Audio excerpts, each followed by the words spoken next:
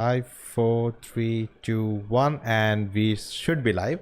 Hello, guys, welcome to the stream. I'm Nona Prince, and today we're talking about the Tamil film Thiruchitrambalam. And today we are.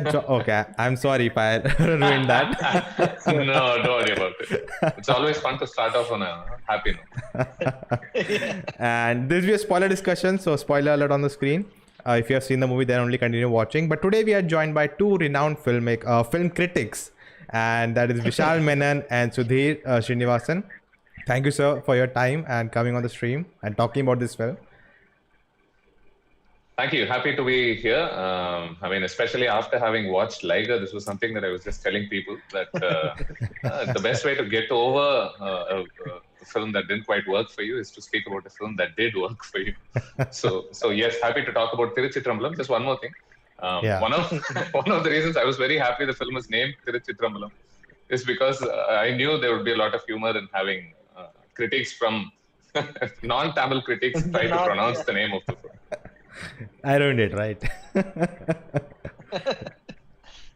I don't think if I even can. So his name is Padam. Close enough. Param. Okay, Padam. I always get I think in Malayalam it's pronounced a little different, right? It's same pronunciation, like same with ZH. Same word, yeah. It's the same word, okay. Yeah. All right. But I think how do you explain what the simply like param also means, like when you call somebody param, it doesn't, you're not calling him banana, like you're calling him, what do you call it? How do you explain that? Innocent, like not innocent, no? Like naive. No, it's a simpleton. Someone who's not well exposed to the world. Yeah, simpleton. Yeah. So it also has that meaning. Okay. That makes sense. I think they in the subtitles they did mention what it like, kind of an idiot or something. I think they mentioned that, if I remember correctly. Idiot would be a very unfair translation of the word. It probably means a well-meaning nice boy who's not too aware of the world. Okay. Yeah. These are boys who would usually get picked a lot in college and school. Yeah. So guys, I'm sure you are aware about them, and if you haven't read their reviews, I have linked them in the description. You can check them out. But we'll be going through. I have taken out some lines from your reviews, and we can talk more about that. No pressure. But let's start with just a quick overview because it's been more than a week. So quick overview by both of you about the film. Thiruchitrambalam, even watching the promo videos, I thought I could fairly understand what the film could be about, and it wasn't too far away from what I thought the film would be about. I expected a pretty warm, intimate film about a few people. I was already in love with Anirudh's music before I watched the film, the songs particularly. So I liked a lot about the film. I liked that it operated in a space where it could focus on human relationships well. And I liked that somebody like Dhanush and Nithya Menen were able to do these characters. I thought they brought a lot into the film, and I enjoyed how the film also allows for characters like the one played by Bharatiraja to shine a bit. To give you a brief summary, I liked a lot about the film except how it ends. And we'll come to that. Vishal sir? Mine is the opposite, because I think when the film was releasing on Thursday, right? Thursday or Friday, I don't know. Thursday, Yeah. I think, last Thursday. Yeah. So on Monday when I was having a chat with my colleagues in Bombay, I'm like, no, this is don't take this as a serious Dhanush movie. This is one of those for the fans kind of movies that Dhanush does. I didn't think of Thiruchitrambalam as a movie that he was taking seriously. It's like those pattas and all that. He does those kind of movies randomly.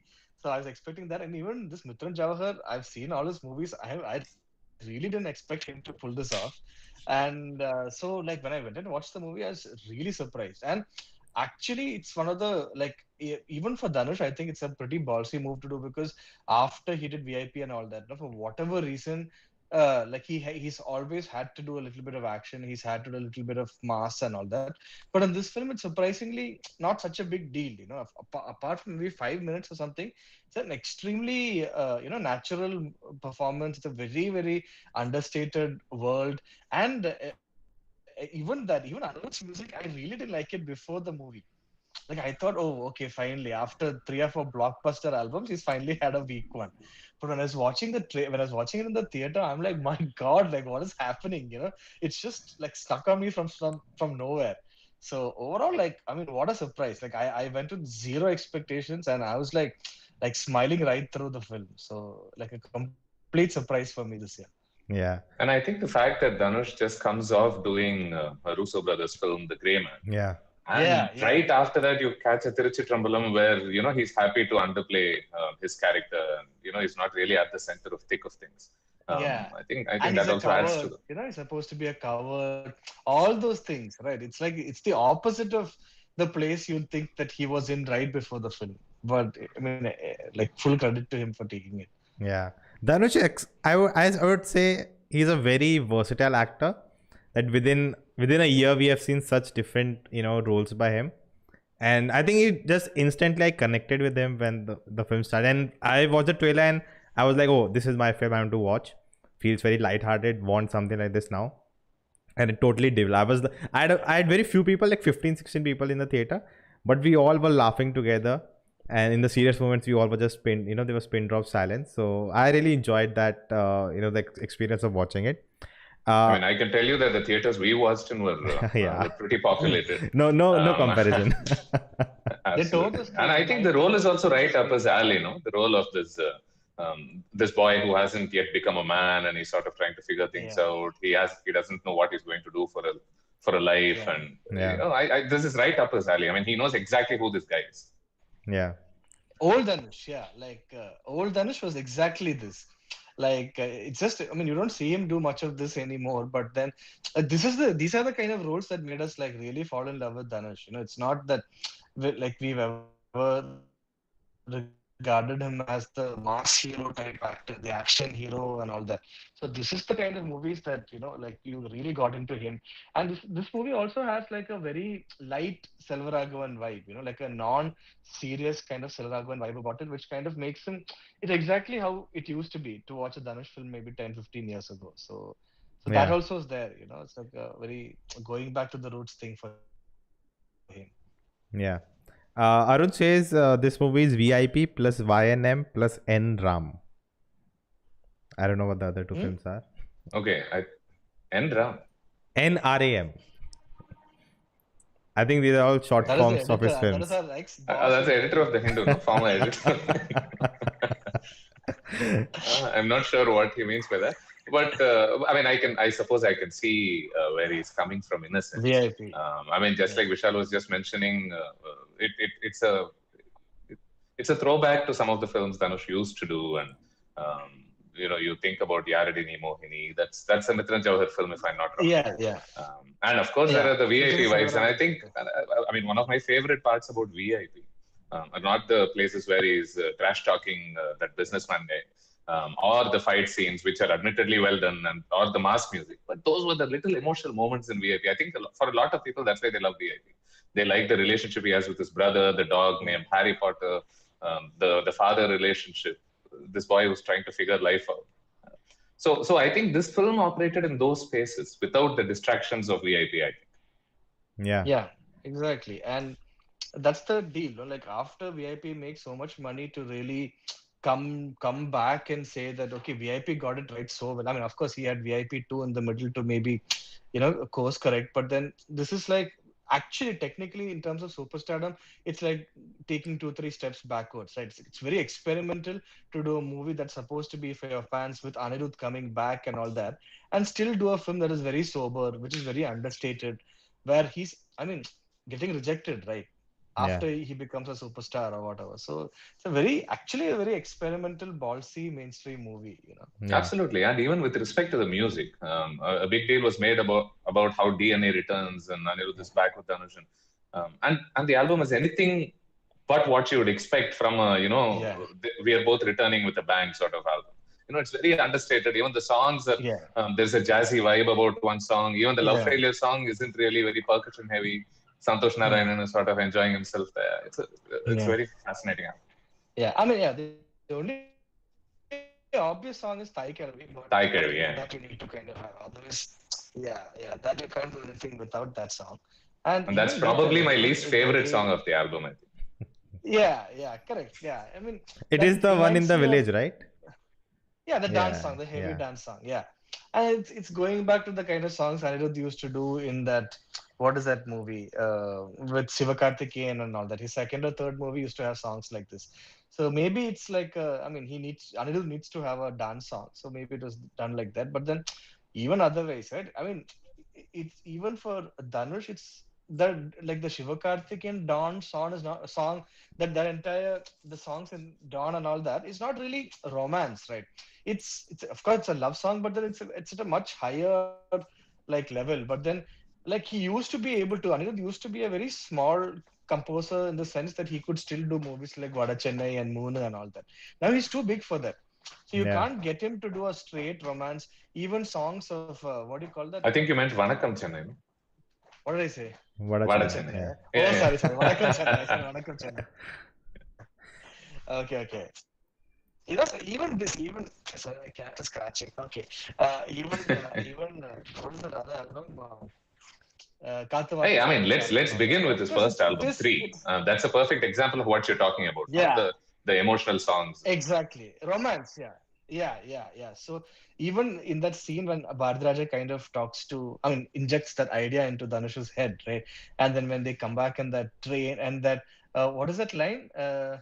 There's a line. I think he starts singing that song for the first time. I mean, in Dhanush's voice, and I'm like, shit, man. I'm just completely going back to that whole three universe. You know, when Anirudh can really power the romance. You know, not just the love track in the club and all that. It's not like that. You know, it's like one very sober, beautiful feeling. So in that way, also this DNA getting back together, such a happy like kind of thought for this movie.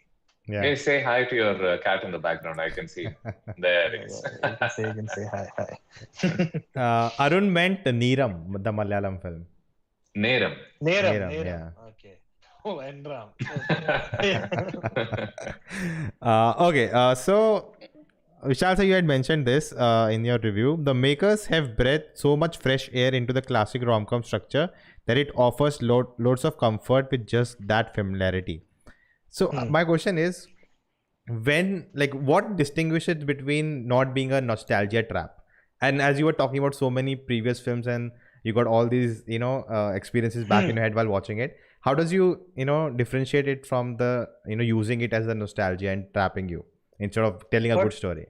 But internationally, cinema is right now in a nostalgia trap. Yeah. You get it? Like every industry, the films that are working are the completely cutting edge, fancy kind of movies with lots of technology, or the movies that are so blatantly taking you back to the 80s and 90s that they don't care. The makers are not, they're admittedly nostalgic. So this is also that. It's a very classic rom-com. The rom-com cliches that how do you describe it? She was right in front of your eyes, or he was right in front of your eyes. It's the rom-com cliche, Yeah. and that's what this kind of this elaborates on that particular cliche only. But then it works, like eventually when people are just getting back to the theater, when what you're watching on OTT is so cutting edge and like so like to some extent depressing and intense,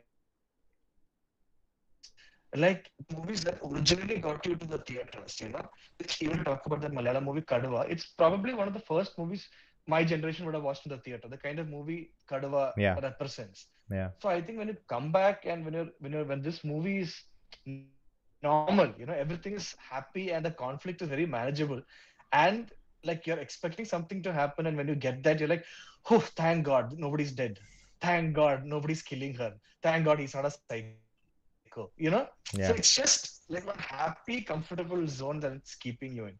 And so the fact that that's happening itself is like a big deal right now, right? It's not they're not forcing anything, they're not subverting anything.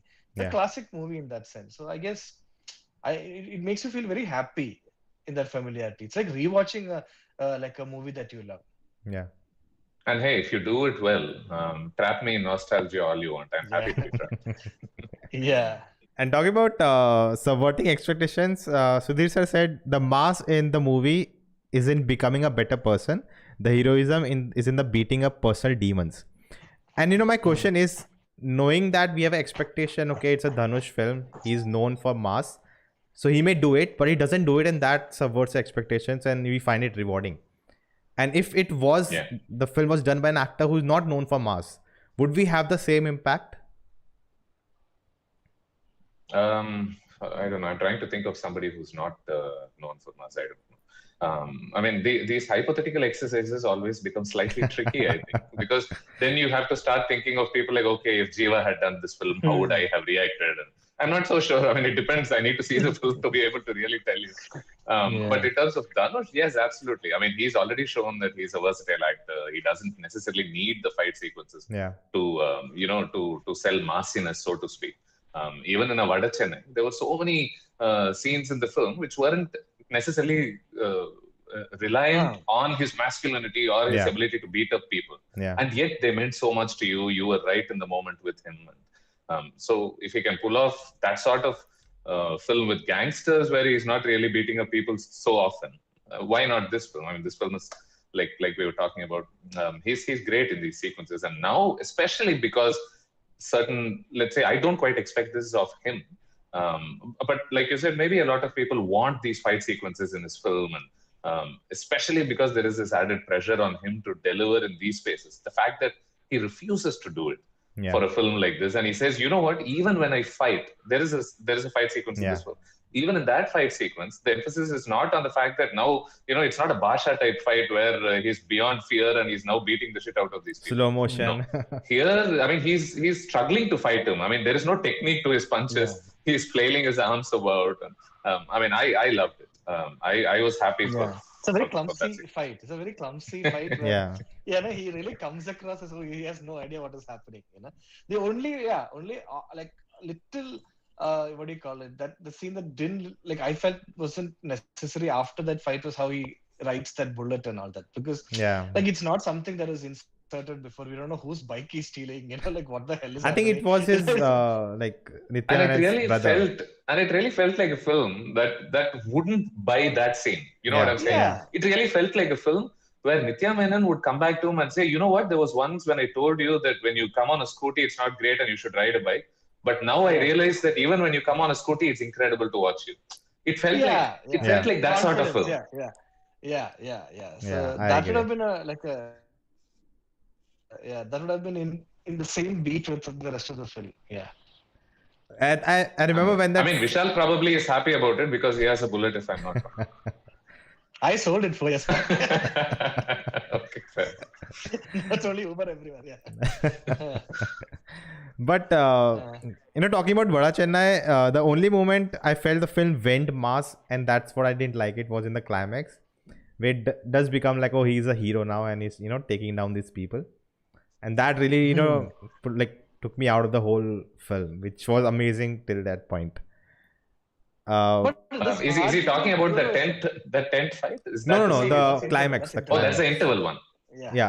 Tent is interval. Climax. When the goons attack and he's ready to take them on. It's not a full-blown fight. It's just the beginning of something, right?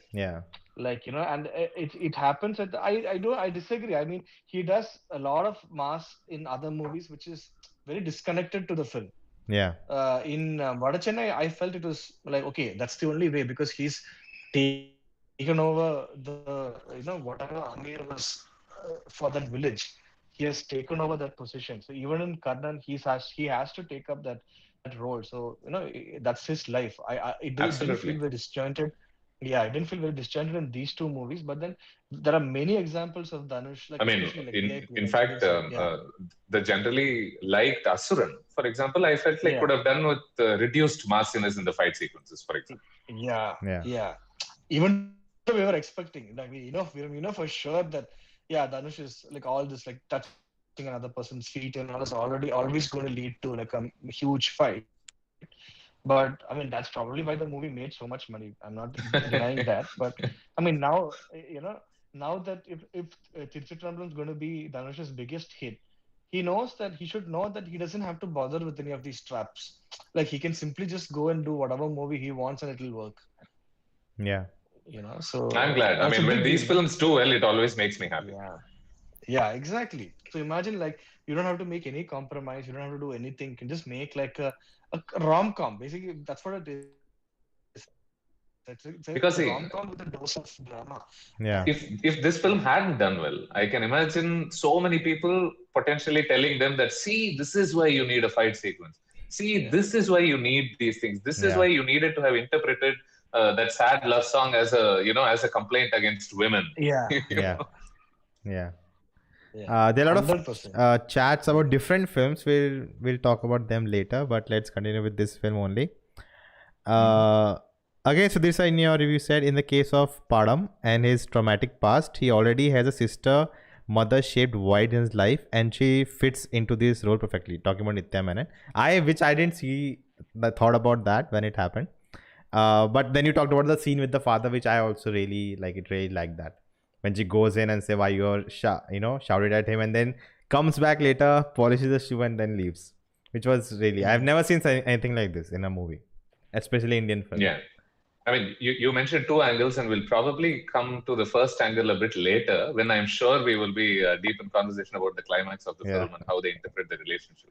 But as for the second one, the scene with the father, I think a lot of people really enjoyed the scene. The scene establishes their intimacy well.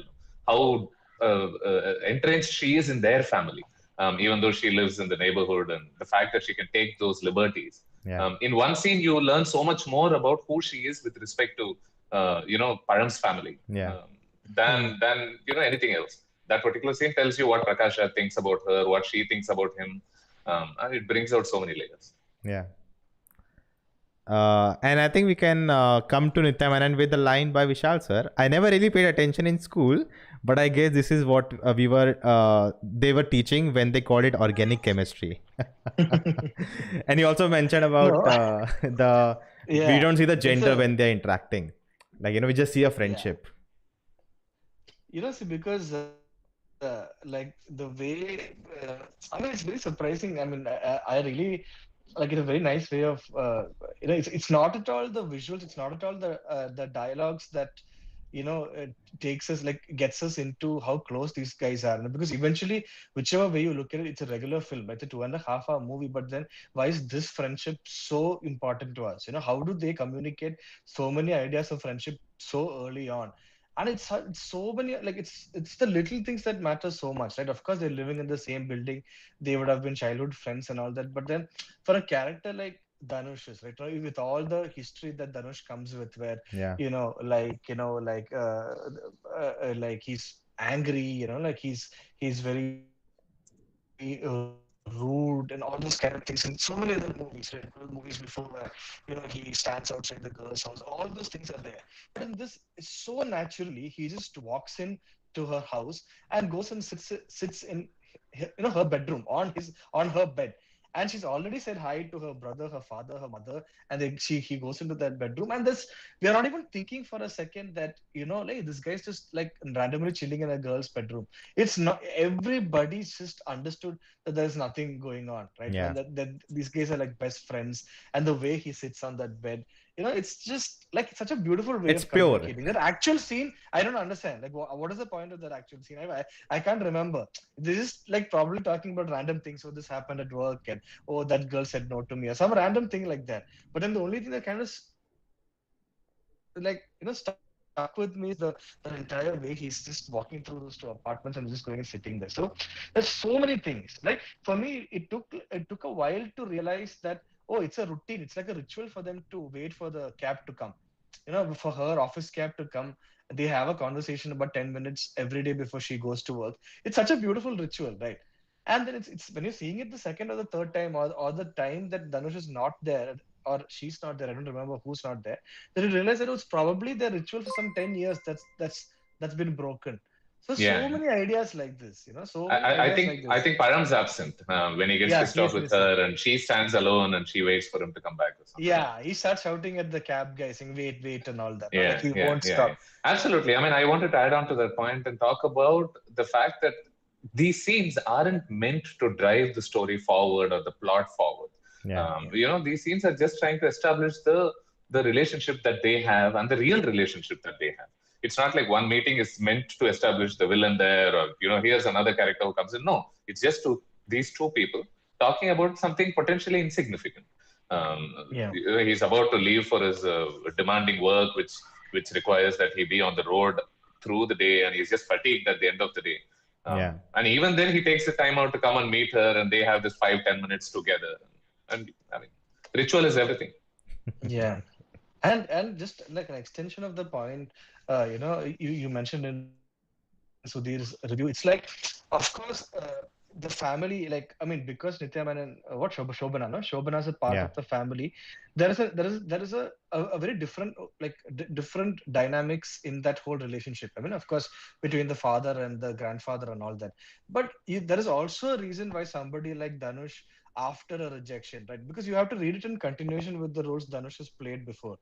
So in the usual movies that Dhanush has played before, if there is the kind of comment that Rashi Khanna makes to his character, or the kind of rejection he faces with Priya Bhavani Shankar, the natural trajectory of a Dhanush character from 10 years ago is to go and drink with his male buddies, and for them to start a song that's about, like a very offensive song that's about, all women folk are horrible. That's the routine in an old. But the fact that Dhanush has a friend like Shobana, the fact that when somebody like this rejects him and all that, the fact that he has a best friend like Shobana, you know that he won't do that. You know he knows women so well that he won't I mean, speak ill about them. there's a woman right next to you. What are you going to do about it? Yeah, one woman right next to you, and his mind won't go into all those horrible Colaveri zone and all that. So and that really establishes, doesn't it, the importance of such a relationship for these men. To be associated. I mean, to have friends in women, and to not treat them as some alien creature, which a lot of men I think do while they're growing up, because they're so disassociated from this other gender due to various reasons, seen only as a sexual object in a sense. Okay, oh my God, I'm talking to. I mean, as men is often guilty during that stage, because once you notice one of your friends talking to a woman, and he comes back to you, you're immediately already making jokes about it and polluting the relationship even in his head. Yeah, 100%. Like, why haven't you thought of it that way and all? Then you expect the best buddies to always inject those notions into your head, right? But I mean, it's just so comfortable, and honestly, I don't think he has any other friends in this movie, right? I don't know, other than the random conversations he has with this random classmates and all that. I don't think he has any other friends also. So No, I don't believe so. I mean, after her, his best friend is probably his grandfather. Exactly. Yeah. So it's actually such a vulnerable, weak kind of character, from what you've seen him play in the last 3-4 years. It makes him so real and lovable and relatable because of that. I also liked how, with Rashi Khanna's character, they explore a class difference between them, and then there's their friends teasing him and all. And the normal thing is you'll expect later he'll give them a reply or fight back kind of a thing, but it never happens. And then we also see him when he goes to the village. He again, a person he doesn't have a class difference, and maybe he is above as a higher class, in that sense. But there also he does the same mistake of thinking, oh, she smiled at me, so let's marry her. And in a way, instead of going the other route, they explore he's doing the same thing with any girl, irrespective of the class. Yeah, I mean, I like what they were talking about with those angles, but I do think they were slightly guilty of exaggerating both women slightly, I feel. Maybe not so much Priya Bhavani Shankar, but definitely Rashi Khanna, in terms of how she, I don't know, approaches him at the tea shop. She even accepts it. I suppose she also confesses a bit that she was flirting. Yeah. I think she does admit to it in that scene. Yeah. But I'm not exactly sure it was portrayed with too much nuance in that scene. I think they made her come across as some sort of I'm not sure. I felt like she was being a bit strange. Yeah, because she kisses him, she hugs him, and not just in a friendly way. I mean, that hug, the way the cinematography focuses on that scene, it's a full frontal slow hug, and it could just be Dhanush's perspective, I suppose. If that's how even I thought like that's possible. And with respect to Priya Bhavani Shankar, I'm not sure why she had to take the trouble to sneak out of her house, knowing the whole village is potentially going to have a problem with her. Come here, meet him, and then tell him that she probably doesn't need her number. I thought that was two separate days. I also remembered it like that. Actually, he's only at night. He's only talking to her in the window. At that time, you feel like she's giving very positive signals. The next day when they talk, it's not really a sneaking out or anything. It's a comfortable time when Nithya Menen is also there. So it's just probably like an occasion where he can just take her number. Oh, okay. For some reason, I remember Not that the same scene night. is Yeah, I playing also out in a very desolated space. You know what I'm saying? It's like, that okay, it you know, is. let's make sure this is a private conversation. Yeah. Yeah, no, that it is. But then because Nithya Menen is there, it's not such a big deal in the village also, right? Because it's like 3 people talking. Yeah. Yeah. Yeah. Uh, But I felt very hard. I mean, but she does take a lot of effort to not give him her number. Yeah. No, actually, they're very matter of fact. I like how matter of fact she is like, but why? Like, why do you need my number? I'm not even interested in you as a friend. You know, why should I give you my number? What is the purpose? You know, it's so matter of fact. I thought it didn't. It wasn't a rejection. It's like Dhanush probably felt like, okay, I completely misread the cue again. Yeah. Like I completely misread the situation. So Yeah. I thought it's a very nice scene. The scene where Rashi Khanna kind of offers him a tip. My heart, I felt so bad in that scene. Yeah, that's a lovely scene. I agree. Yeah, that's a lovely scene, and you know, you're not expecting it because you think that, you know, they're classmates, bro. Like, you know, like you shouldn't do that, right? Yeah. You know, like if it was some other kind of equation or something, like she's never seen him before, of course you expect that he loves her and she has no idea who he is, then also it's okay. But then she recognizes who this is, and he's taking the trouble to he's taking the trouble to spend his own money to go to some 3 or 4 restaurants. And what is the bill? 6,000 rupees worth of food he's brought, and she's giving. But you know what? I kept thinking about that scene for a long time. And I wasn't sure she was too much in the wrong, if you know what I'm saying. It felt like she was also, in a sense, conflicted. Yes, she knows him, but she deals with Swiggy people all the time. Swiggy doink, which is what the film calls it. So I mean, this is a service day, and she's wondering if she's being rude by not tipping him for all the efforts he's taken. You know what I'm saying?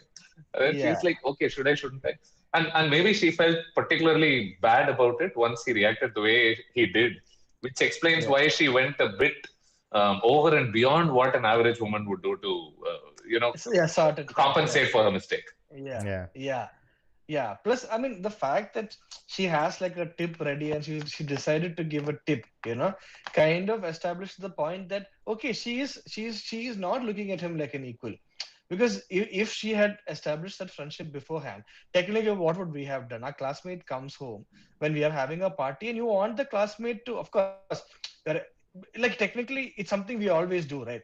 One friend of ours is coming last. You ask him to pick up beer because he's the one who's outside. Yeah. Right. He brings the beer, he chills with us. That's the extension. And you pay him for the beer that, you know, he's brought because we need it now. This is technically the exact same situation. He's gone out of his way. He's bought all these pizzas and burgers and all that. Yeah. He's not wearing a t-shirt. And he comes inside. You expect him to be called in.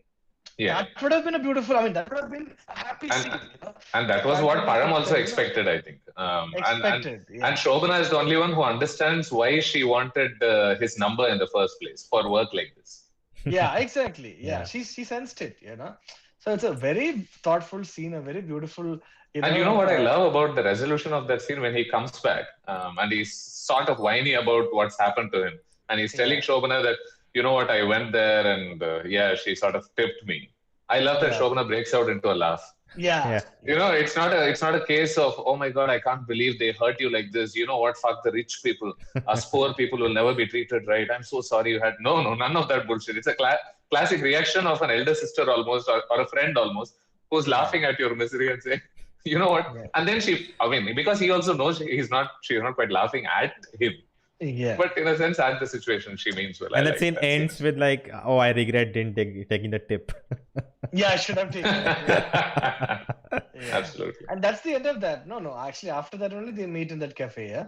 Yeah. Okay. And even then, when he kind of stands and she goes and picks him up, she's telling you look like a waiter or something like that, no? So every single time there is a big event, there is a joke that comes from Nithya that and these are almost Selvaragonesque events, no? A man dressing inappropriately for a date and overcompensating for who he thinks he is inside, and so I suppose you have to trust those decisions because otherwise then you'll be wondering why he's wearing a tie for that meeting. Yeah, exactly. Yeah. When she's so casually dressed or whatever, she looks so correct in that universe. No? The fact that he's wearing a tie makes it even more awkward that he's Yeah. there. So like beautiful touches actually. Let's go to some chat. A super chat by Shelly Lee, Mm. sorry. He says, how's going? And she, I'm not sure. He says, seriously, when is this place where women keep turning down the sexy Tamil friend? The Grey Man reference. There's a wonderful. Okay, course. Arun, I have written down that scene. We'll talk about that in depth. I think the screenplay for a feel-good movie should be linear, like this film, so we can travel with the character, which is missing in Ante Sundaraniki. If you have seen that Telugu film. Hmm. I've seen it, but this is Um, not technically like completely linear. There are those flashbacks that keep coming, right? And it's not a like flashback that just gets over in one shot.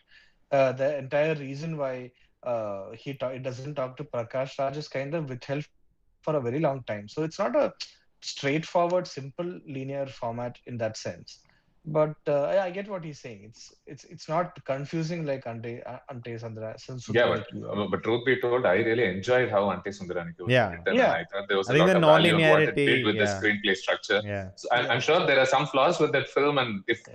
this discussion were about that film, I'm sure there's a lot to talk about that film. Yeah, of course, yeah. But I'm pretty sure screenplay is not one of the problems of that.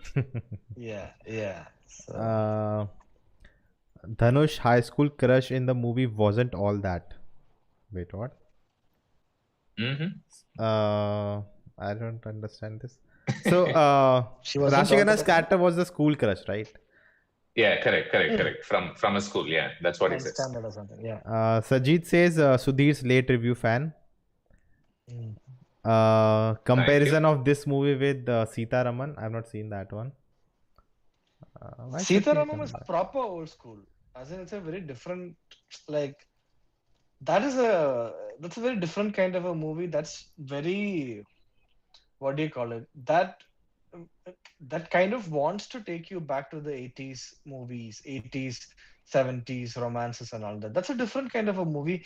This is not an old school movie like that in that sense. There are things with the format that it does in a very traditional way, but then very it's very like it knows what 2022 is and all that. Yeah. It's not a movie that does not know what today is. Sitaram is very old-fashioned, very I purposely think nostalgic. Yeah. I think in tone, both films are dramatically different, right? I mean, I think Sita Raman is more like a fantasy also in a sense. I mean, it's very glossy. It has all the scope. It goes through some conventional ideas. Like here's the poor Indian warrior sort of meeting this queen, forbidden Princess type. queen, Yeah. and the romance Yeah. between them.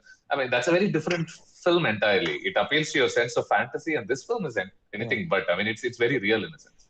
So I'm Yeah. not sure the But I comparison is fair. understand. I understand that when romances are being old school, that there is a reason why it's connecting and a reason why Ante Sundaraniki didn't connect to a lot of people. Because maybe it's too challenging for a romance, whereas you just want a little bit of comfort and like happiness when you watch romances right now or something. I don't know, something Yeah. like that. Avinash says this movies are very normal that many can relate with their own life. Maybe I think that's the connection. Yeah, point. absolutely. I mean, adding on to that point, I loved some of the how the conversations between these characters are written. Right? I mean, it's not too formal. I love the irreverence with which Nithya Menen speaks to both Dhanush or even Bharatiraja, Yeah. who's Dhanush's grandfather. You would never have a grandson speak to a grandfather like that, let alone the friend of the grandson come in and say, Vaya Poya. You know what I'm saying? I really, I mean, talking about relatability, this person just commented that it reminded him a lot of conversations we have in our life. And I thought Nithya Menen's character is crucial to making that happen. Because she is using words like nae pe. These are words that we hear our friends call us, and we never see that reflected in too many films because the conversations there become too structured. They're oriented towards a purpose. I mean, here she is calling somebody, her friend played by an actor like Dhanush. Hey, nae enga vada. Hey, nae anga poda. And I mean, it brings out the realism in the relationship for me. Avinash says best part is But I think, Bharatiraja. disagreeing. Sorry, Please, I think the way Vishal kind wants. of Yeah. yeah. So like I disagree partly with this point because I feel they kind of push it with the fights that Dhanush has with Prakash Raj. So the way he's speaking to his dad, it's very unusual. Like even in movies where the son kills his father, he speaks to the father more respectfully than Dhanush does in this movie. Okay, so the kind of the place that they take the conversations, especially the way he talks to his father, the resolution is not that intense, right? Of course, there is a resolution. The resolution is reasonably smooth. He gets paralyzed, and the thing gets kind of sorted out, right? But until then, the way he talks to his dad is a little shocking. Like Oh, I every totally single agree time with you you. notice I it. totally agree with Yeah. you. And I mean, I was mainly talking about Nithya Menen's character, but in Yeah, terms of the yeah. Dhanush Prakash Raj relationship, the irreverence Yeah. is sort of going overboard. You know what I'm saying? It's I'm shocking. like, Yeah, yeah, yeah. Is he going to absolutely. kill his father? It's out of the movie.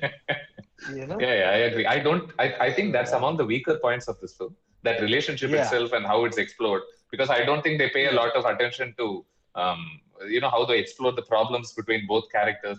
And I have a problem with this whole idea of it's been 15 years since these characters spoke with each other. I'm yeah, like, yeah, come on. I mean, that's too dramatic, isn't it?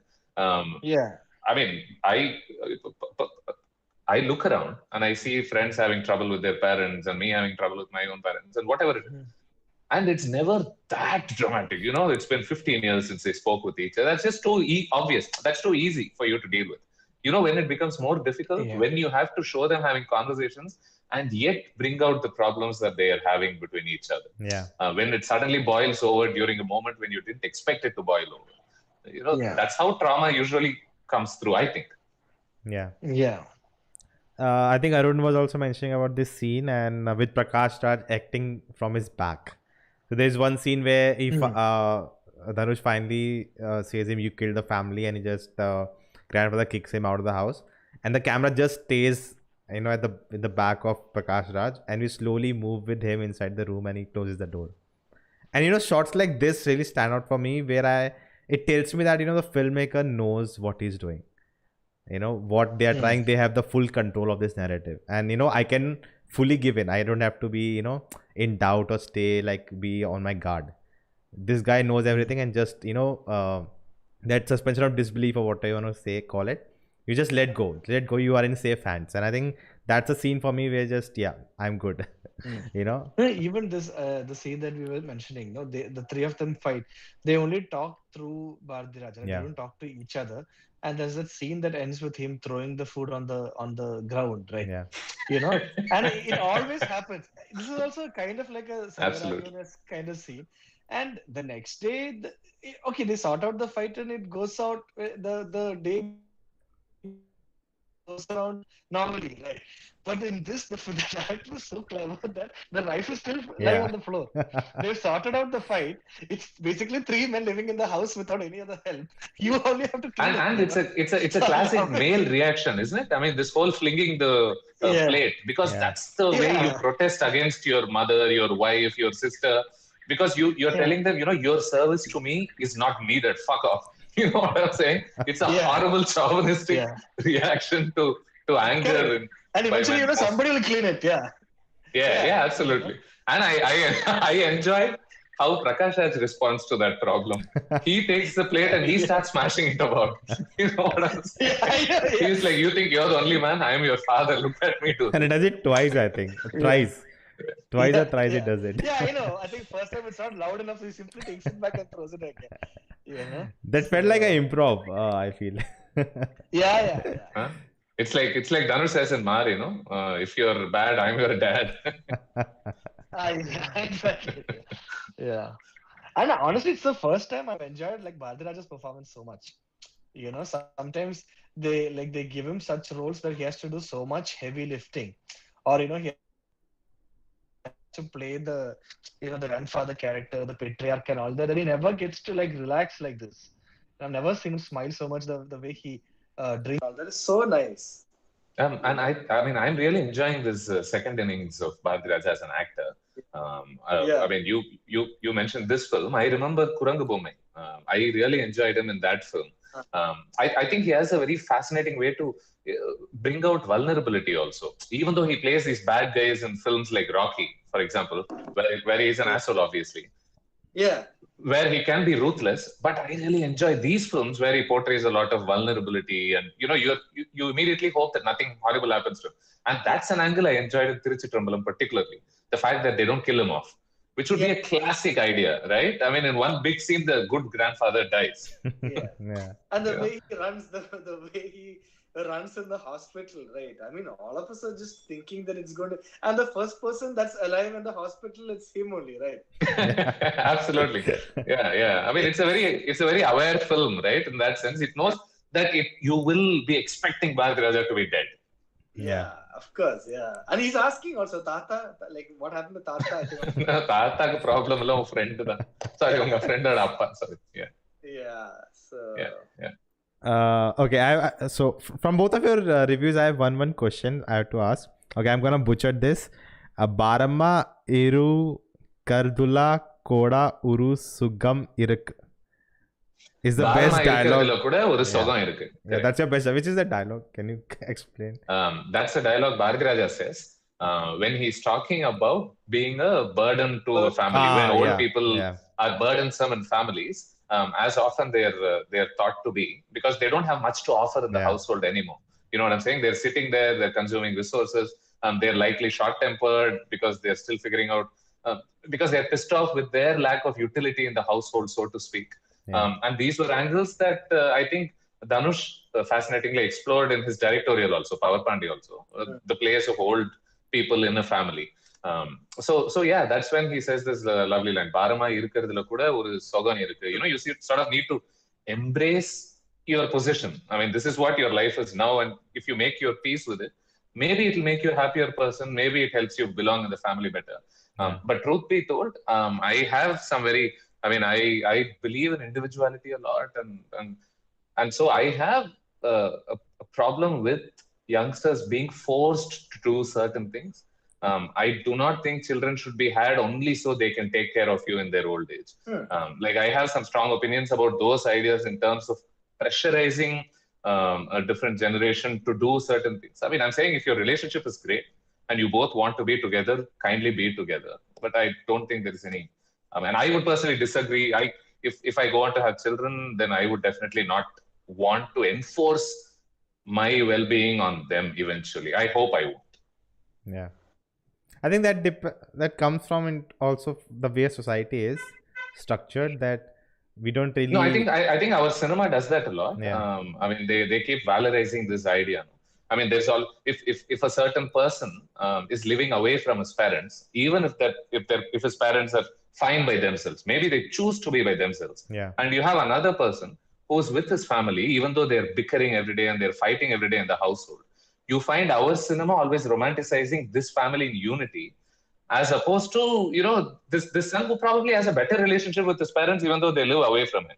You get what I'm saying? I feel like that angle is not quite emphasized in our films or even in our society, so to speak.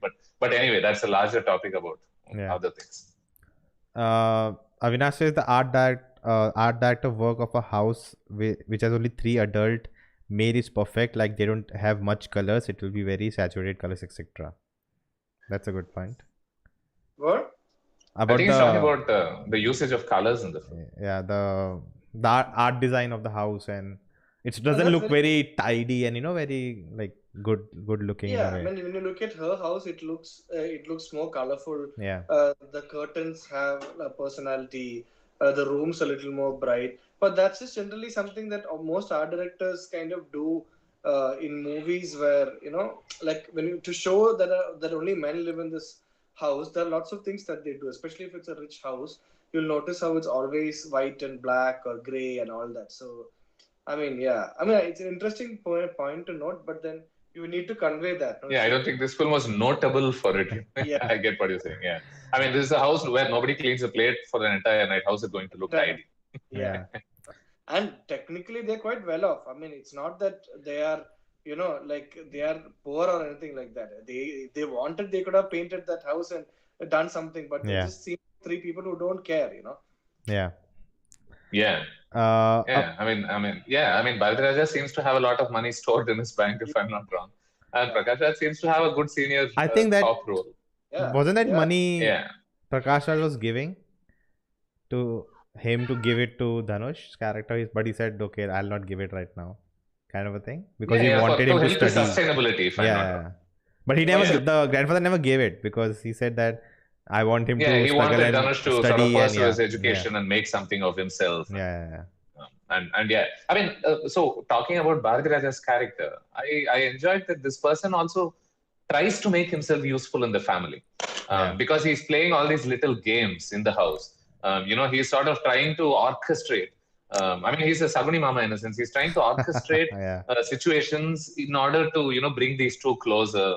I mean, he's the one orchestrating the whole romance between Dhanush and Nithya Menen eventually. So he's playing all these little games in the house, trying to, sort of mastermind these puppets in order to make them all happy. That's why your point of that, the 15 years doesn't really work, because like for 15 years he never did anything, and now is trying to, bring them together, kind of a thing. So that really contrasts, right?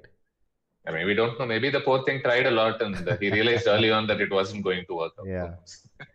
A really good comment by Before the Hobbit. Dhanush blaming his dad for the car accident was childish. Only guarantee in life is death and taxes. Death and taxes. Taxes. Yeah. I mean, look, he was a kid, right, when his mother and sister passed away. Yeah. And he knows, okay, not so much a kid. I think, like a teenager, I suppose. Yeah. I mean, for all practical purposes, even when he becomes, he's shown to hang out with Nithya Menen, he's still a kid. I don't think he's become a man yet. Yeah. And he knows that his father was fiddling with his phone, and that's probably what he holds against his father. The fact that, you did something stupid and you got us all into trouble. I mean, if it was a normal accident, maybe he wouldn't have taken it. But ultimately, he's lost two people. He needs somebody to blame. He can't deal with the fact that it's chance and it can happen to anyone. He needed somebody to blame, and he got somebody to blame, and I think it's a natural reaction. And it's not that he was using his phone because he's playing some video game, right? So, attention of the fact he's a police officer and he's like obsessed with his work. That's what it conveys. Yeah. It's not that he was playing Snake or something. So I mean, it's fair. Like, it's a quick way of establishing that. Sir Vishal sir, I had one question from your review. You talked about a scene and a character the film never explored and explained about. Yeah, I think it's that whole. I think if I remember correctly, I think it's the goon, no? That guy, the goon. Okay. Supreme Sundar. What's his name? Stan Silva. Yeah, that guy. Okay. It's like, of course, you understand, like, on a very basic screenplay level, it's like a film. It comes from the thought where you're thinking, in VIP, this guy is good for nothing. Like, the film tries very hard to make him appear to be like a good for nothing guy. Right? As in, he studied but he couldn't get a job. Like, and his parents keep saying his younger brother is an overachiever. This guy hasn't done anything with his life. So that good for nothing is a motif in VIP. Same way in this, there is a very forced way to kind of insert the notion that he's a coward. Actually, in the beginning, they make a reference that he's a coward, and in the end, when you see this fight scene, you know that there is this coward thing coming back. But technically, you never feel it. Like, the film doesn't make you feel that he's a coward at all. It's just like one very, very, okay, he's a coward. It's one of the things that they've written when they're describing this Thiruchitrambalam's character. And then they're exploring it in a very surface dialogue kind of way.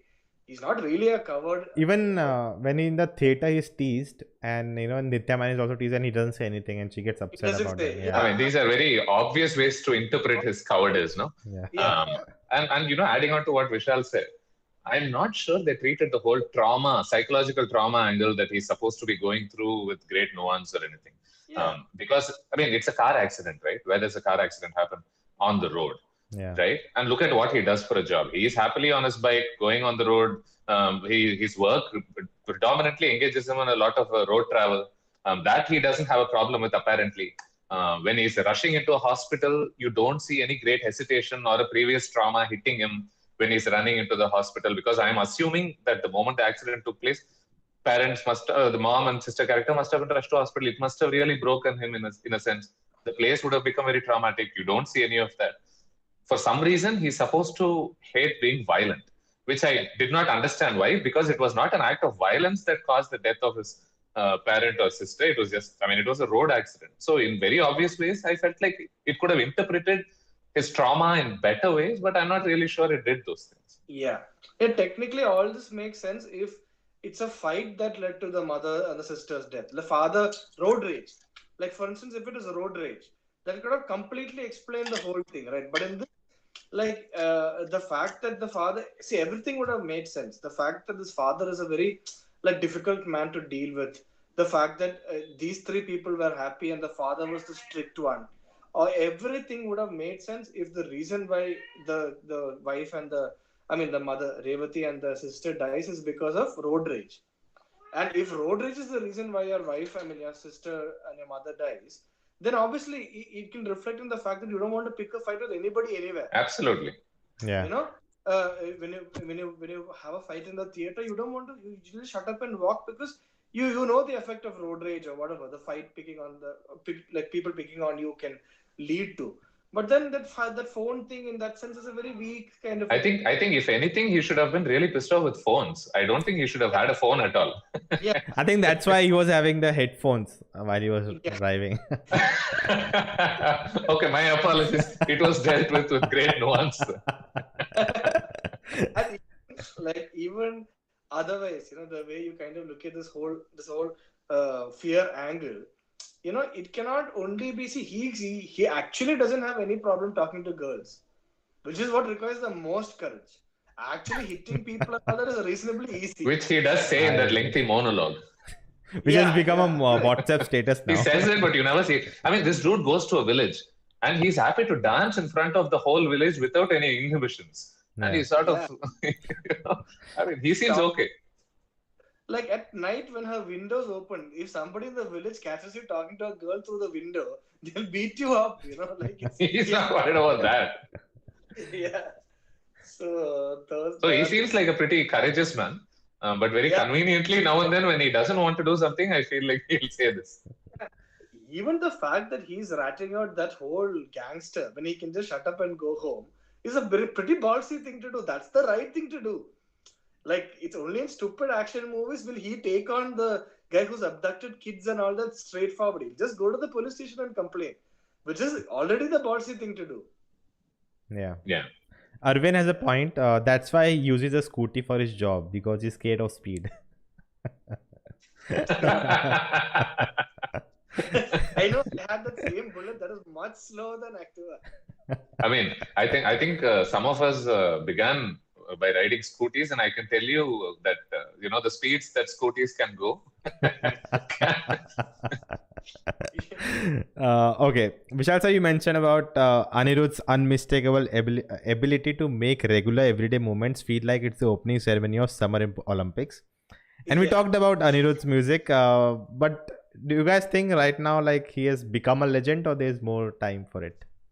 See, it's not that everything he does is shockingly new and you think, oh, who composed this? Peak A.R. Rahman is who's this guy? Who's composed this? You have no idea. You cannot take that back to any song A.R. Rahman used to do before that. In this, it's 100%. You're very sure it's Anirudh. There's no doubt. If he stops playing the music one shot, you can complete the melody in one or two instances. So that way, it's not shockingly original, but it's just one very happy place to be in. So that scene, the scene, in that line, the scene I'm talking about is the scene where Dhanush is just very curiously looking at Nithya Menen, who's sleeping across him in the train. What is so epic about that? It's the most basic. The mosquitoes, there's no AC. It's a horrible situation in real life, right? But you're sitting on the train, he's looking at her very curiously, and when that Maya Karma, when that starts, it's like, wow, what a moment, So it is that you just want to be in when Anirudh is scoring something, it's feeling so much that feeling hits you so strongly right now. And I'm talking about so many in Hindi, it's not. I'm not getting that feeling. In Malayalam, I'm not getting that feeling. This is so simple and direct. you know, and you're completely like invested in that moment. Yeah, I mean, while on his songs, how beautiful was Megam Karkada and how they interpreted it visually, right? Yeah. I mean, there are obvious. When you're thinking of La La Land, you think of City of Stars, and you know how the scene progresses into a song so naturally, organically. Those ideas where Nithya Menen standing by the side and she's watching these two dance in the road, and apart from how they interpret it visually, the song itself is lovely.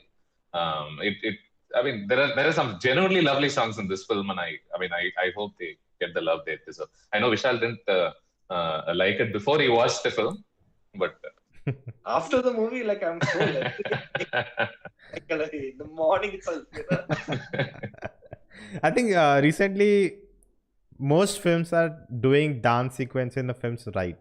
Like they are telling a story, and you know there's effort into it, and not just okay, take a pee break.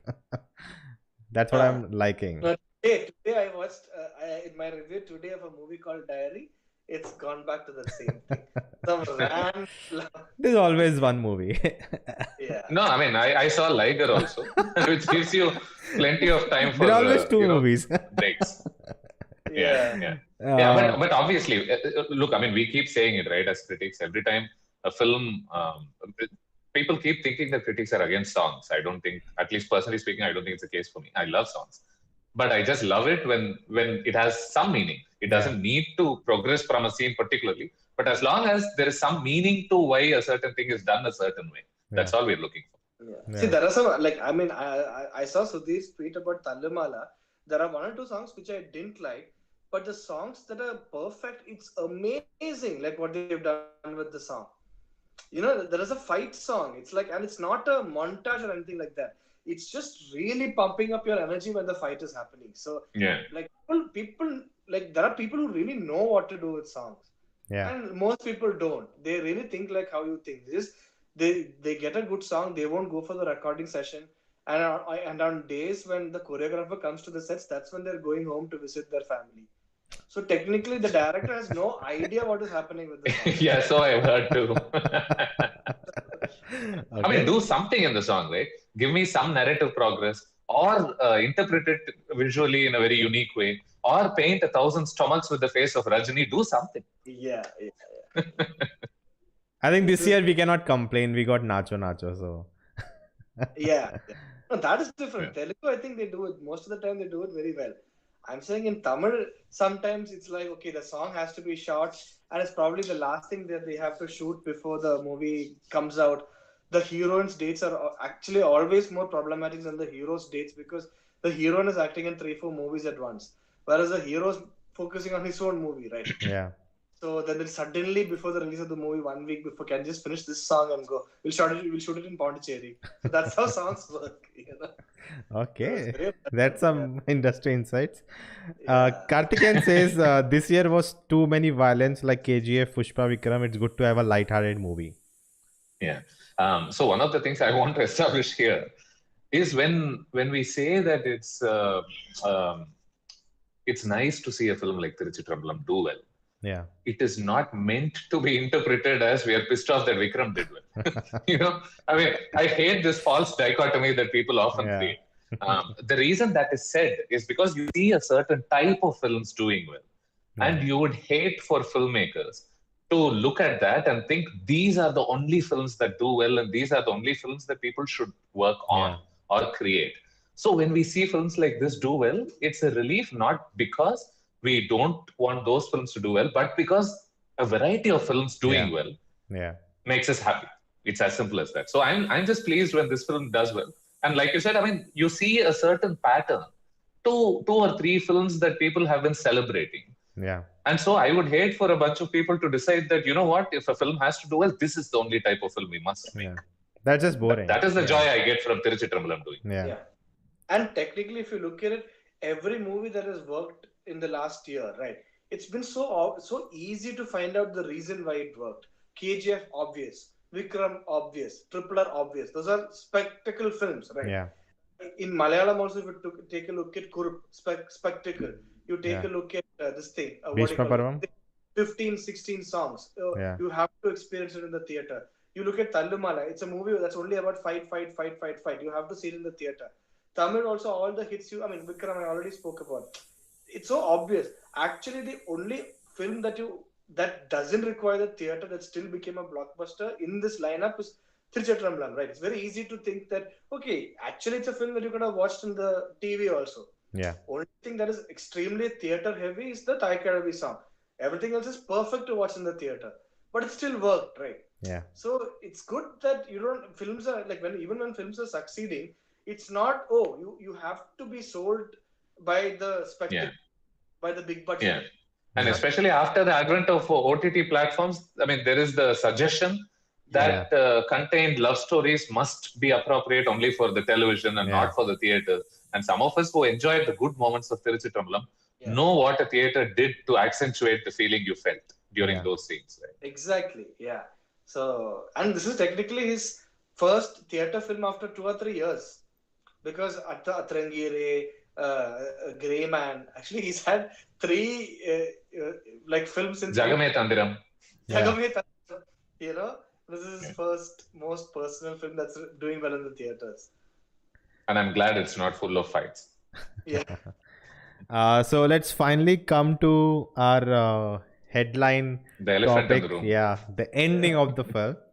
And I think I should take it from Sudhir's review. It's rare to see a man-woman relationship in a cinema. It's rarer still to see it being central relationship of a film. That's the way you start the review. That's the way you end I think man-woman friendship, because otherwise we see a lot of man-woman relationships in films. Yeah. But let's talk about it.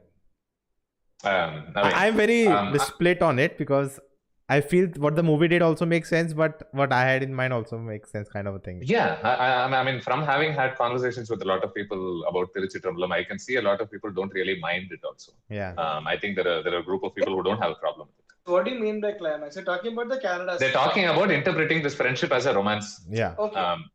Bringing them together in a romantic sense. Yeah. Not when Stan Silva comes and stabs the father. No, not that. No. Maybe you can clarify that for us. You're not talking about the whole Stan Silva the romance. Yes. Okay. Now, it's perfectly natural for friendships to morph into romances and for love stories to morph into friendships. God knows that a lot of us have gone through both, right? But the problem I felt with this film, Thiruchitrambalam, is that I didn't think it did a great job of establishing any romantic subtext between both these characters from the beginning of the film. From at least personally observing the dynamics that seem to exist between Shobana and Param, it seemed to me to be an almost elder sister younger brother sort of relationship, or even a mother-son relationship in a sense, right? Because she's constantly schooling him, coaching him. She is dealing with some of his tantrums. She is helping him come out of these. I don't even want to dignify them by calling them breakups, but she is helping him deal with those problems. She is helping him evolve in life. For Christ's sake, she needs to convince him to go and finish his degree, right? We are talking about a character who needs to assist Param to do the basics in his life. And from my understanding, the people who usually tend to do that for boys are mother or likely an elder sister, if we are talking about women. It didn't feel like she exhibited what came through to me as romantic feelings for a vast period of this film.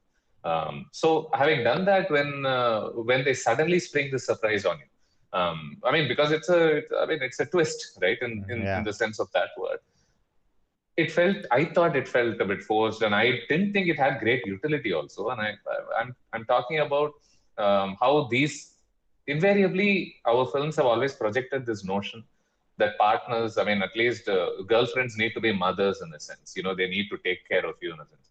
So it feels like this film ultimately falls into that bracket, because ultimately, who is a better? I hate Bharatiraja for planting this idea in Dhanush's head in this film, because he's the one who starts off saying that, who else is going to be a better wife for you, a better girlfriend for you than this girl who's been a mother in a sense for you? I'm like, no, dude, it's okay for her to be a friend and a mother. You don't necessarily need to make her a girlfriend or a wife. And I get where Bharatiraja is coming from, because he's a man of a different generation. I'm sorry I'm taking this long about it, because I feel very strongly about this angle. So I can understand where Bharatiraja is coming from, because he's a man of a different generation, and this is probably how he sees relationships. This is why I loved the first time Nithya Menen rejects him and says, you know what, let's forget this happened. When we meet tomorrow, I do not want any residual anger, from my rejection of this proposal that you've just made. Let's move on. And I loved that scene. I loved the freshness of, and it felt like a hat trick of rejections also. Yeah. So there seemed like some sort of, pattern to what he was going through. I wanted the film to end there. That would have a perfect ending to the film. Yeah. I get where you're coming from.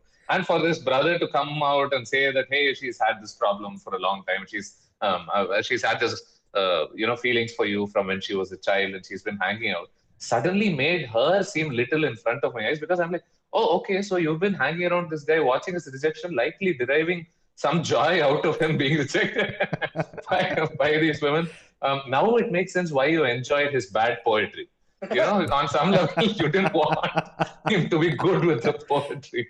And there's another angle to it, right? Because they also ultimately justify this old man planting this idea in his head, saying, it's the usual notion again that's passed off by Tamil cinema about how, the old people know better, the seniors know better, they can make no wrong. I would have loved for Dhanush's character to eventually come back to him and abuse him in the affectionate way that he generally tends to do anyway. And say that, hey, oldie, you're sort of wrong here. You didn't know that these relationships needn't be polluted by this feeling of romance.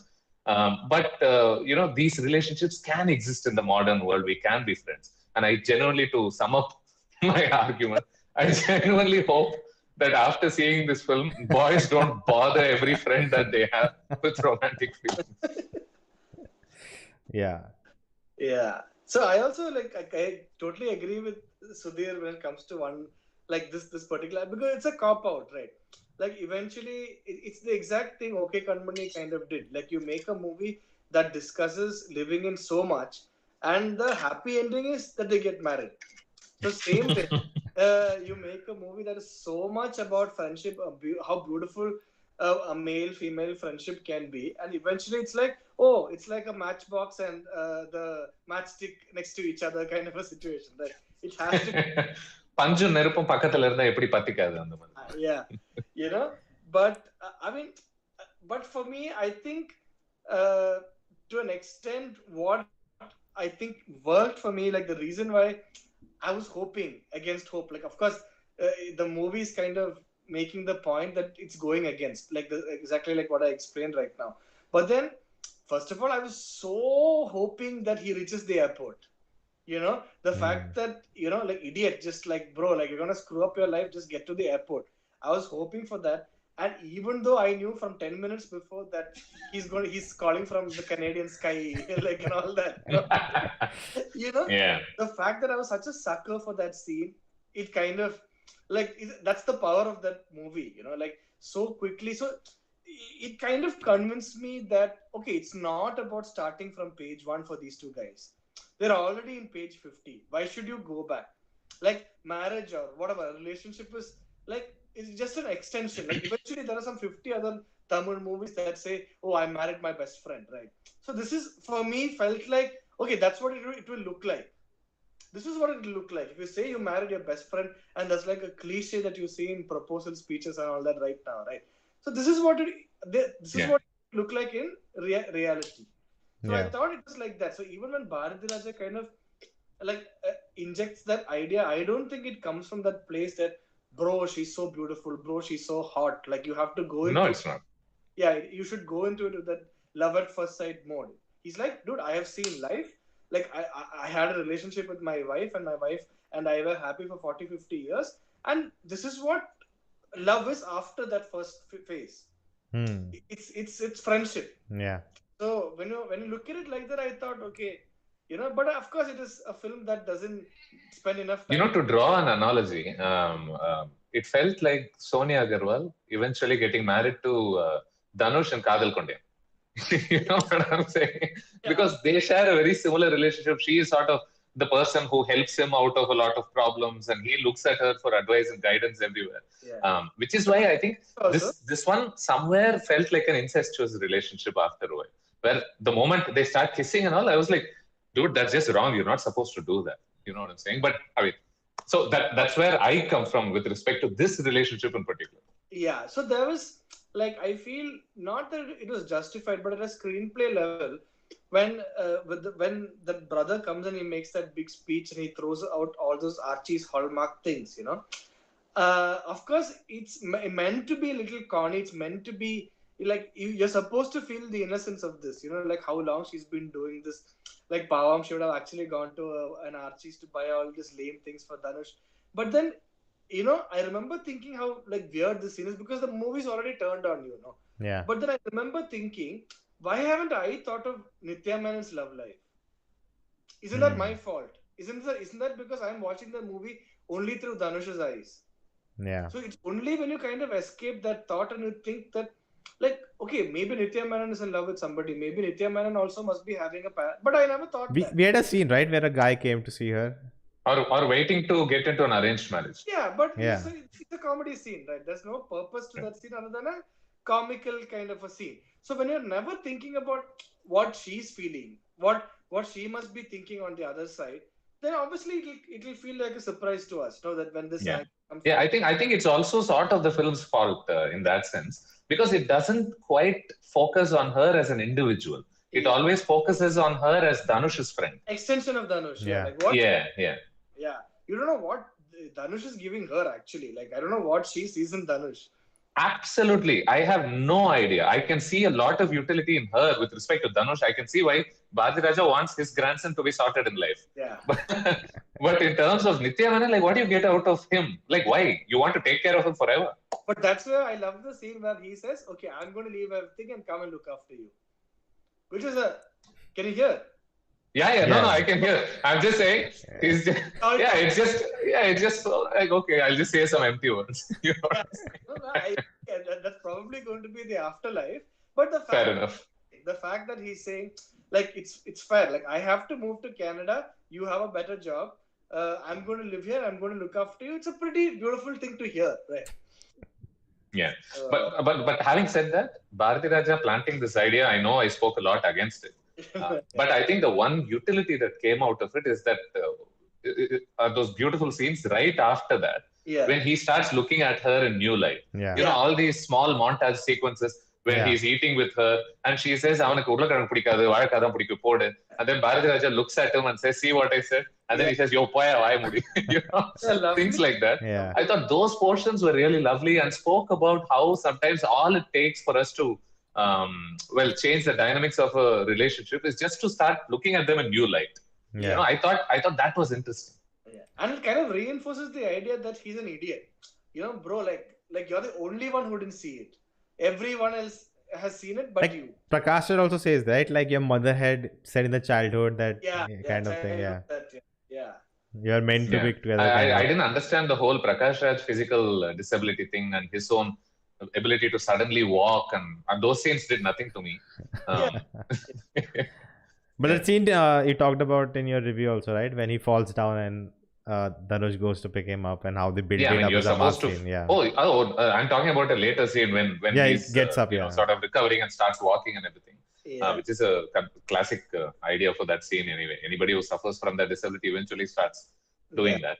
But I was talking about that scene I'm talking about is how, the massiness of that scene where he tries to rescue Prakash Raj and he's fallen and he needs to pee and, he's waiting for help and Dhanush isn't sure if he needs to go there and help. And Anirudh's music suddenly becomes all massy, like, a big, moment is going to happen here. On a lighter note, right after that, they have this extended conversation. I was really worried for Prakash Raj. I was like, dude, you probably need to go to the restroom and come back. Yeah.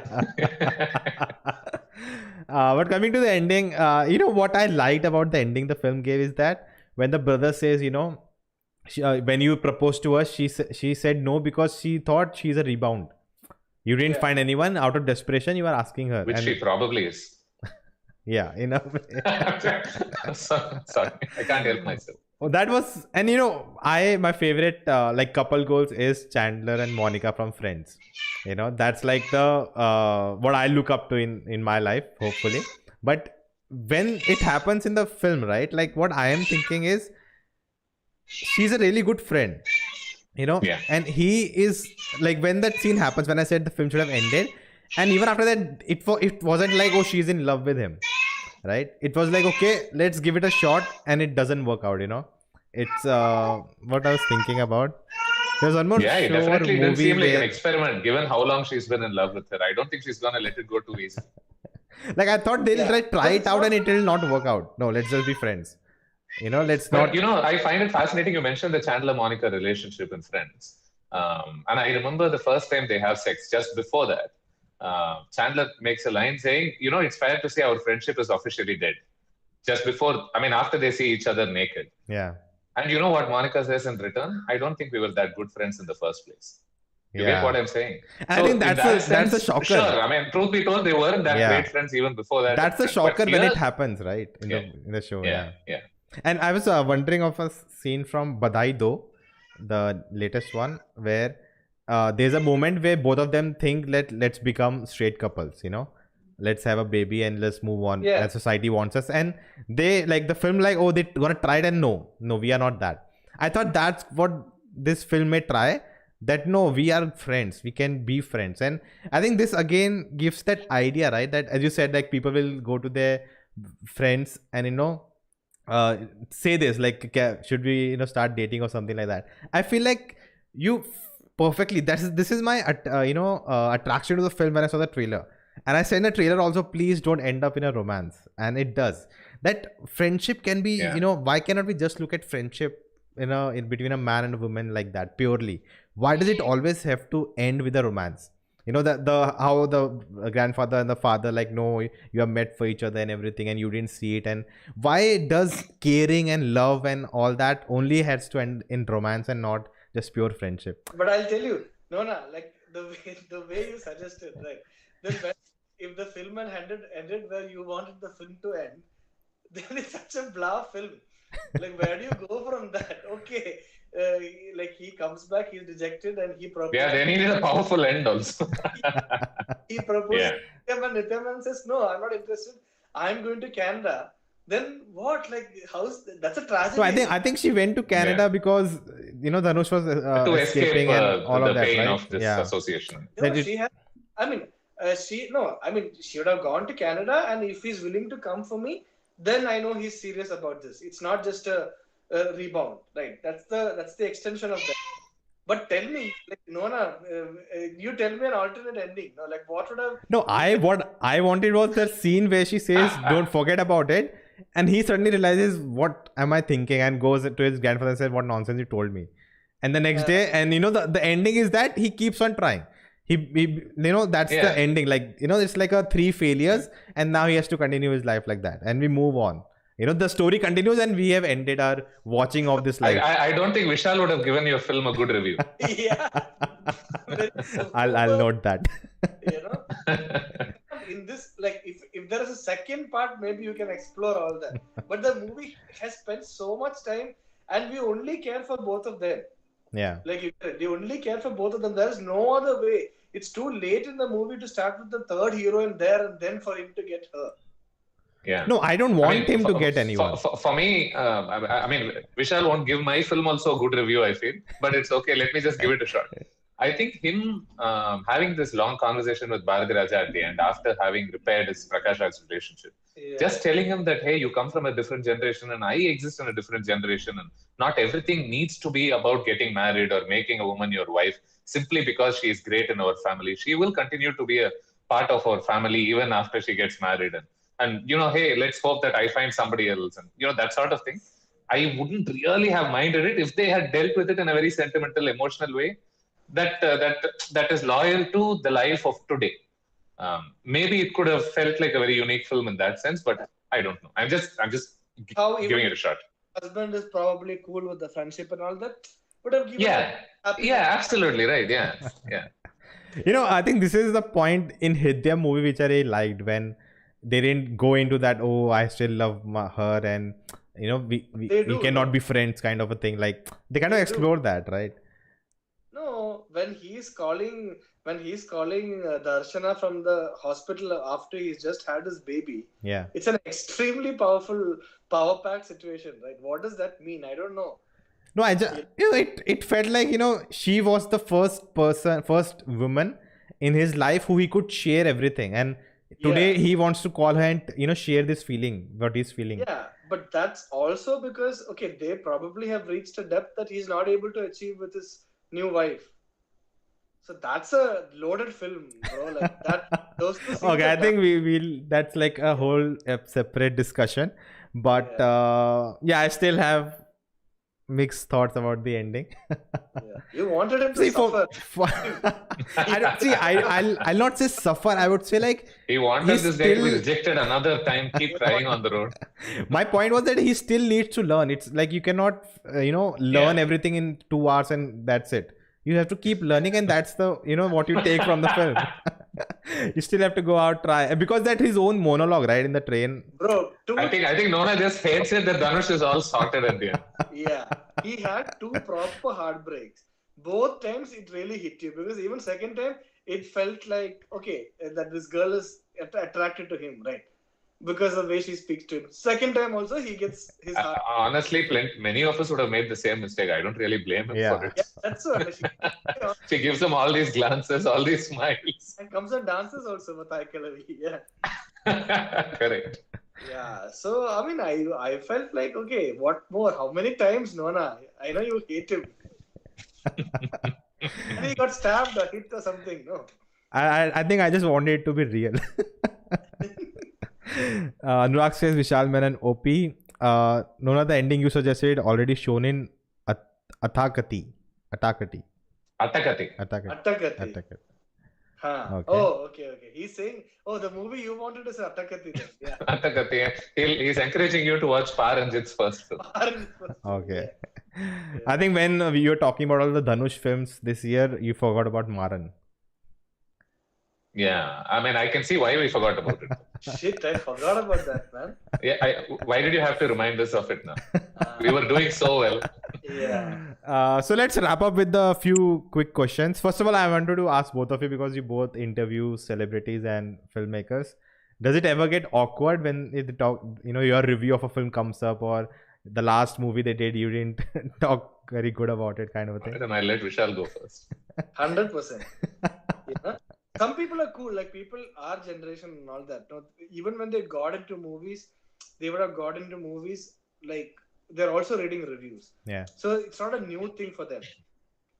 Reading reviews for them would have been reading or watching reviews would have been as important to them as watching movies 10 years ago. I mean, not as important, but a part of movie watching, like an extension of movie watching even 10 years ago. So even when you talk to somebody like our age and all that, right? They're cool with it. They know that we don't mean anything. It's like it's just seasonal. Nothing is personal. And then right now the review is good, so I like him a little more. His review is bad. I'm a little upset with him, but then it doesn't mean anything in the long run. It's just movie to movie basis.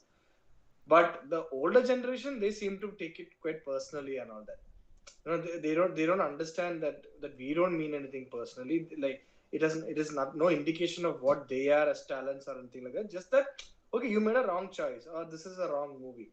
But sometimes they don't seem to understand that. They're very standoffish. They're a little cold and all those kind of things. But now I think with the new generation, the current generation, people are generally like much warmer and nicer. Like during the interview, I spoke to Ashok Selvan, and he had acted in one movie called Oh My Kadavale, which I think only I seem to not like.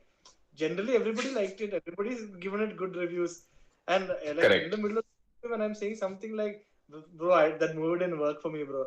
I know. That's all. Like that. He's only acknowledging it. He's not like hating me. That's a movie he produced also. So people are chill now. Adding on to it, when I had a conversation with Director Mishkin about Psycho, I didn't have a great many. I mean, I thought the film was interesting, but it's definitely not among my favorite Mishkin films or my favorite Tamil films. It didn't work for me. And yet he didn't mind at all discussing the film at length, even though he began the conversation by saying, I know the film didn't work for you and I'm looking forward to this conversation. You know what I'm saying? So, yeah. I mean, mostly my experience over the years, I have not had a single director, actor, composer, any of these people reject an interview where I felt like, okay, this rejection is unusual and this is happening only because I did not have good things to say about a recent film of theirs.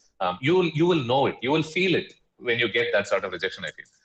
And adding on to this conversation, I think mostly it boils down to the tone of your review, right? Do you get personal? Do you load them with rude remarks under the name of humor when you're trashing a film? Yeah. Or are you genuinely able to draw the line between, maintain that thin line between being irreverent whilst also not coming through as a rude, disrespectful person? Are you focused on the person behind the film, or are you focused on the film?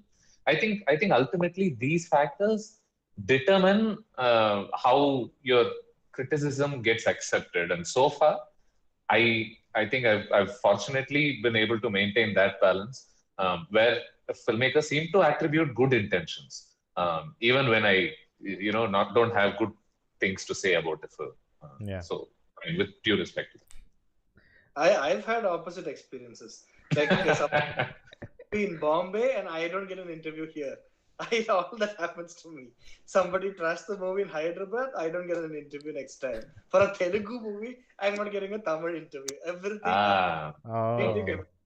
No, but you reviewed it or someone at Film Companion did? Someone else. Okay. That's okay. That's that. So a lot of people asking your thoughts about various films coming out soon. Cobra, the trailer just came out yesterday. Advance reviews. No. Advance review. I haven't seen the trailer, so I don't know. I don't want to watch the trailer. I'm quite excited about the movie. I just want to watch it in the theater. But I'm very excited about. Last time I had a damn good time for a Vikram movie. Is this movie called Irumugan? That was I don't know how many years back, 5 years, 6 years back. I don't know. Easily. Yeah. So I'm just excited for that movie to be in that zone. I mean, Vikram's obviously a great actor. And that's among the reasons that I've forever been hoping that, it feels like it's been a while since he presented us with a, good film or a great film. Yeah. Did you watch Maaran? Maaran. Okay. My bad. Maaran was, I enjoyed Maaran. But it's not particularly focused on Vikram alone, no? So it doesn't feel like a Vikram vehicle. But I enjoyed Maaran, yes. I hope this. Cobra seems like it's mounted on Vikram's star power, and it seems like he's pulling off a Dasavaram in a sense. Lots of looks in the film, and comes as a white man. If I'm not wrong. What about Paranjit's? Let's see what that film has to. Paranjit's upcoming film. Natchatram Nagargila. Yeah. I'm looking forward to that. I'm after Sarpata, and even the Damam was actually a very good movie. Did you watch it? That Sony Live movie. Which one? He made a short film, no? Even that. An anthology called Victim. Victim, only his is kind of worth it in that. So I'm quite looking forward. Plus, it's when I watched Thallumala, I realized that there's one generation after me. You understand? That I'm not young anymore. So Thallumala, the people I watched it in the theater with, the kind of clothes that they're wearing, the way they speak, it's already the next generation. I feel this Natchatram is going to be that in Tamil. A movie about real 20-year-olds. I am 30. It's about 20-year-olds and how they think and how they live and how they dress and all those kinds of things. Tamil cinema, I don't think there's been anything that probably has come close to that. So I'm looking forward to accepting my old age by accepting that. I love Paranjit, and I think he's done enough work for us to be excited about anything he does. I don't think there's been a single film of his that has left me, underwhelmed or really disappointed. Oh my God, what's going on here? I've never had that feeling. Even with the Kabali, there were a lot of portions I really enjoyed. So yes. So for that reason, more than anything else, it's a Paranjit film, and I'm quite excited. Sarpata was amazing. I showed it to my family in Tamil with subtitles, and they loved it. It's just that the music when it kicks in the climax, oh my God. But Captain Miller, Dhanush's next big film. If you have seen the glances of it. Yeah, that's the Arun Matheswaran film. Yeah. And I think, again, with respect to that director, he's made two very, very interesting films, and two films that I genuinely like, Rocky and Sanika. So now I'm very fascinated to see what he does with a bona fide star in this film. Yeah. Because his first film wasn't with one. His second film he did with, Kirti Suresh and Selvaraghavan. And this time he's doing a film with Dhanush, and I would love to see whether he's able to retain that original visual voice he seems to have in both those films. I mean, they were both visually genuinely good films. He seems like a proper filmmaker, and for that reason, I'm excited about this. Yeah. Jailer, Rajnikanth and Nelson coming together. Let's see. You both just took a second and just smiled. No. That's no. I thought he was going to say. He thought I was going to say something. Okay. But Jailer, yeah. Let's see. I mean, that's Nelson made a really interesting film with Doctor. Beast did not work for me at all. Yeah. No. It. So we have to see. I mean, so we have to see what Jailer is and what they're really pulling off with this film. And I mean, it's a Rajnikanth film, and I genuinely hope it's good. Let's wait and watch. Rajnikanth Sanate also didn't particularly do well. I don't think too many people were happy with it. I was among the people who didn't mind it so much at all. But let's see. I read your Laal Singh Chadda thread, which was beautifully written. Thank you. Vishal sir, have you seen it? I haven't seen it. Not seen it. Fan of the Forrest Gump? Yeah, big time. Who isn't? Who can't be? I didn't want to watch Laal Singh Chaddas because I watched it during COVID. So I watched it like maybe last year. Forrest Gump. Forrest Gump, okay. Or Forrest Gump. So, I thought the boycott worked. No. In fact, one of the reasons I published, took the effort to publish a long thread about that film was to make sure that people weren't misled by all these random boycott calls, and because you can see that there's a campaign against these films, right? Yeah. And I mean, every time I watch a film that I enjoy, I feel I take it upon myself. I think it's a responsibility for me to make sure that people are aware that, hey, I don't know if they're spreading a negative vibe about this film. Let me assure you that I did not find that to be true. I like this film, and here's me presenting it. And I noticed a similar campaign against Liger, and I wish the film were good enough for me to recommend it, but unfortunately I can't. Your thoughts about Triple R for Oscars, if any? I mean, clearly it's Hollywood seems smitten. Yeah. Right? Like they started the trend like that. That surprises me. I mean, I was noticing a lot of memes online from people, from Americans and Europeans. Yeah. Memes talking about how Naata Naata is among their favorite songs.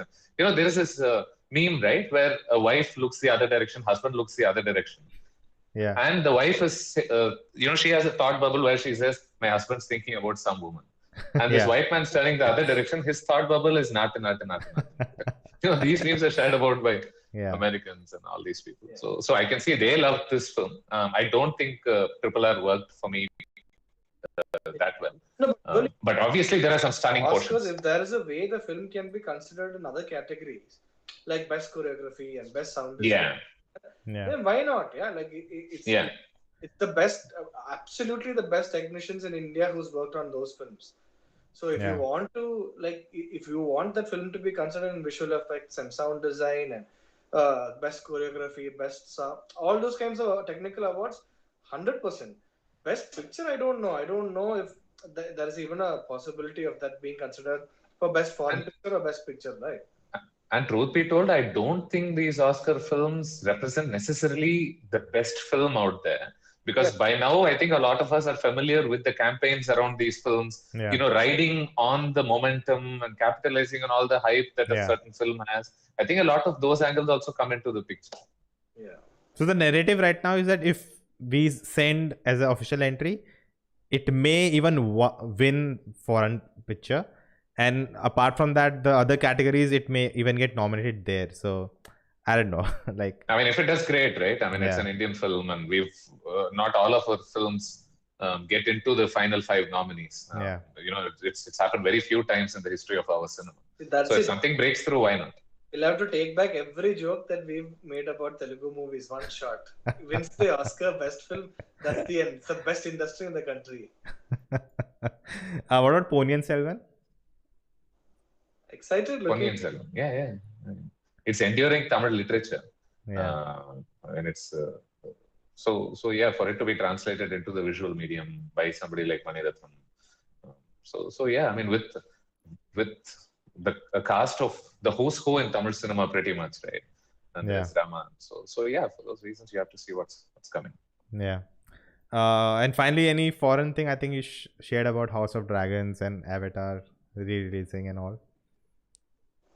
I'm sorry? Avatar and House of Dragon, like Avatar, yeah. I mean, I love Avatar, man. I'm a huge James Cameron admirer. So I've forever been waiting for the second film in that franchise to come out, and it's been in the making, if I'm not wrong, for almost 10 years now. Yeah. So one of my worries was, oh my God, every time I fall sick, I shouldn't die before he finishes his films, and that's among my foremost worries about dying. I think missing out on all the great art that will come after it. So yeah, I mean, Avatar was a pioneer in terms of a lot of aspects. So you have to see what he's now bringing to the table. You know that if he's bringing the second, second of this franchise, it's not going to be yet another film. It's going to be groundbreaking in several aspects, and we've come to expect that from Cameron. So yes, but if you want, if you're talking about international content, I absolutely enjoyed Better Call Saul that ended recently. Yeah. I love that series and I recommend it heartily to anyone who's watched Breaking Bad. Do you need to watch Breaking Bad? It's like a prequel, right? Not. I mean, if you watch Breaking Bad, you will enjoy certain flavors of Better Call Saul better, right? Because it's related to that universe. Yeah. Yeah, all right. Yeah. And it does all these homages and all these small moments that connect to the Breaking Bad universe. But it's a great series. You don't necessarily need to watch it. All right, let's wrap it up here. It's been 1 hour 40 minutes I've been talking about the film. Hope the audience enjoyed it. Do that like button if you did that. Check out both of them on Twitter. I've put the links in the system. Check out their reviews. And thank you both of you for your time. I hope you had lovely.